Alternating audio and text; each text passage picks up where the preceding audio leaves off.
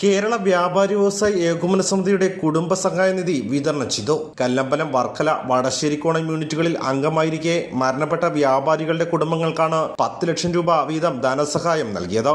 Varkala municipal പാർക്കിൽ നടന്ന കുടുംബ സഹായ നിധിയുടെയും പൊതുസമ്മേളനത്തിന്റെയും ഉദ്ഘാടനം കേരള ആർക്കിയോളജി രജിസ്ട്രേഷൻ വകുപ്പ് മന്ത്രി കടന്നപ്പള്ളി രാമചന്ദ്രൻ ഉദ്ഘാടനം ചെയ്തു. Varkala unit president K Rajendran Nair അധ്യക്ഷനായ ചടങ്ങിൽ വടശ്ശേരിക്കോണം യൂണിറ്റ് പ്രസിഡന്റും ചിറയൻകീഴ് മേഖലാ പ്രസിഡന്റുമായ ബി ജോഷി ബാസു സ്വാഗതം പറഞ്ഞു. വ്യാപാരി വ്യവസായ ഏകോപന സമിതി സംസ്ഥാന വൈസ് പ്രസിഡന്റും തിരുവനന്തപുരം ജില്ലാ പ്രസിഡന്റുമായ പെരിങ്ങമല രാമചന്ദ്രൻ മുഖ്യ പ്രഭാഷണം നടത്തി. വർക്കല MLA വി ജോയ്, നഗരസഭാ ചെയർമാൻ KM ലാജി തുടങ്ങിയവർ ചടങ്ങിൽ സംസാരിച്ചു.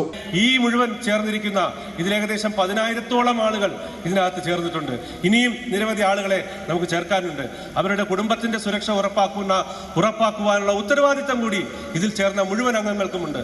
അതുകൊണ്ട് തന്നെ ഈ പദ്ധതിയിൽ ചേർന്നിരിക്കുന്ന മുഴുവൻ ആളുകളും ഇതിൽ നമ്മൾ പറഞ്ഞിരിക്കുന്ന ഏറ്റവും പ്രധാനപ്പെട്ട കാര്യമായ 110 രൂപ ഒരു വ്യാപാരി മരിക്കുമ്പോൾ നൽകുന്ന ആ ഒരു പ്രക്രിയയിൽ നിങ്ങൾ കൃത്യമായി പങ്കെടുക്കുകയും അത് കൃത്യമായി അടയ്ക്കുകയും വേണം.